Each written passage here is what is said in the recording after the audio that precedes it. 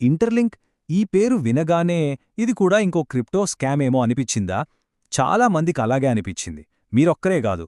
కానీ ఈ మధ్య జరిగిన కొన్ని విషయాలున్నాయే, అవి మొత్తం కథనే మార్చేసే. సో ఈ రోజు మనం ఈ హైప్ వెనక అసలు నిజమేంటో చూద్దాం. చాలామంది మదిలో ఇదే ప్రశ్న గదండి, ముఖ్యంగా ఆ వియత్నాం ఈవెంట్ తర్వాత బోలెడన్ని సందేహాలు. ఇది ఫేక్ అని చాలామంది ఫిక్స్ అయిపోయారు. కానీ ఇప్పుడు నేను చెప్పబోయే విషయం విన్నాక ఈ ప్రాజెక్ట్ గురించి మీరు ఆలోచించే విధానం బహుశా పూర్తిగా మారిపోవచ్చు. అవును, మీరు విన్నది నిజమే. చాలామంది ఫేక్ అనుకుంటున్న ఈ ప్రాజెక్ట్లో నిజంగా ఊహించని పరిణామాలు జరిగాయి. వియత్నాం ఈవెంట్ తర్వాత అంతా సైలెంట్ అయిపోయిందనుకుంటే ఇప్పుడు మాత్రం ఒక పెద్ద కదలిక మొదలైంది. ఓకే, ఇప్పుడసలు క్రేజీ అప్డేట్స్ ఏంటో చూసేద్దాం. ఫస్ట్, ఇంటర్లింక్ వీసా కార్డ్ అధికారికంగా డిస్పాచ్ అయిపోయింది. అంతేకాదు, ఇండియాకి డెలివరీ ప్రాసెస్ కూడా స్టార్ట్ అయ్యింది. ఇంకా అందరూ ఎదురుచూస్తున్న స్వాప్ పార్టీ కూడా ఇప్పుడు లైవ్లో ఉంది.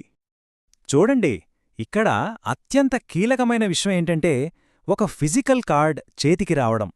అంటే ఈ ప్రాజెక్ట్ కేవలం డిజిటల్ మాటలు, ఐడియాలు మాత్రమే కాదన్నమాట. ఇది నిజరూపం దాల్చుతోంది.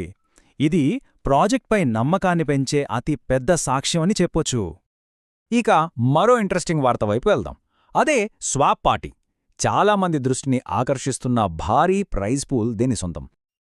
అవును, 20,000 USDT. ఇది చాలా పెద్ద అమౌంట్ కదా. ఇంత పెద్ద ప్రైజ్ మనీ అంటే ఎవరూ మాత్రం వదులుకుంటారు?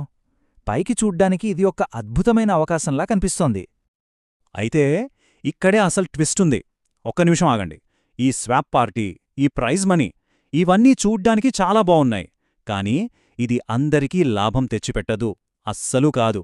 ఇది పైకి కనిపించేంత సింపుల్ విషయం కాదు. దీని వెనుకున్న కథ వేరే ఉంది.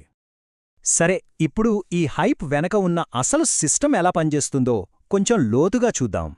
ఈ స్వాప్ పార్టీ వెనక ఉన్న రియాలిటీ ఏంటి? దీంట్లో దాగి ఉన్న రిస్కులేంటి? ఈ వార్నింగ్ చాలా ముఖ్యం. క్రిప్టో స్వాపింగ్ గురించి సరైన నాలెడ్జ్ లేకుండా కేవలం ఆ ప్రైజ్ మనీ మీద ఆశతో గుడ్డిగా అడుగుపెడితే డబ్బులు మెల్లగా కరిగిపోయే ప్రమాదం చాలా ఎక్కువగా ఉంది. అసలు ఈ ప్రమాదం ఎలా జరుగుతుందో స్టెప్ బై స్టెప్ చూద్దాం. ఇది అచ్చం మనకు రూల్స్ తెలియని ఒక కొత్త గేమ్లోకి ఎంటర్ అవడం లాంటిది. అవగాహన లేకుండా స్వాప్స్ చేస్తారు. దాంతో దాగి ఉన్న ఫీజులు, ఊహించిన నష్టాలు ఎదురవుతాయి.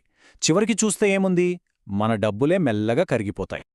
ఇక్కడే మనం రిఫరల్ ఫన్నెల్ సిస్టమ్ అనే కాన్సెప్టును అర్థం చేసుకోవాలి.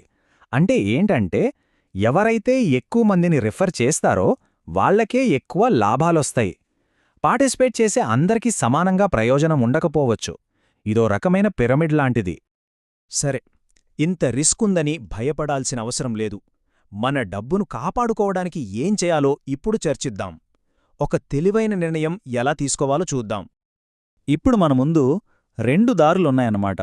ఒకటి హైరిస్క్ పాత్, అంటే ఏ నాలెడ్జ్ లేకుండా గుడ్డిగా స్వాప్ పార్టీలోకి దూకేయడం. రెండోది సేఫెస్ట్ ఆప్షన్, అంటే ఫ్రీ మైనింగ్ ద్వారా మనకొచ్చిందేదో దాంతో మాత్రమే పాల్గొనడం. చెప్పండి, ఈ రెండిట్లో ఏది తెలివైన నిర్ణయం అనిపిస్తోంది? ఒక చాలా ముఖ్యమైన విషయం గుర్తుంచుకోండి. ఇది ఫైనాన్షియల్ సలహా కాదు. ఈ విశ్లేషణ కేవలం సమాచారం కోసం మాత్రమే.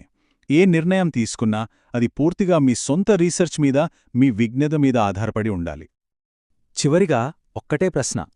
ఈ ప్రైజ్ మనీ, ఈ ఆఫర్లు చాలా ఆకర్షణీయంగా ఉన్నాయి, నిజమే. కానీ వాటికోసం మీ ఆర్థిక భద్రతను రిస్క్లో పెట్టడం సరైందేనా? రోజు చివరిలో మిమ్మల్ని మీరు ఈ ప్రశ్న అడగాలి. ఈ రిస్క్ తీసుకోవడం నిజంగా అవసరమా?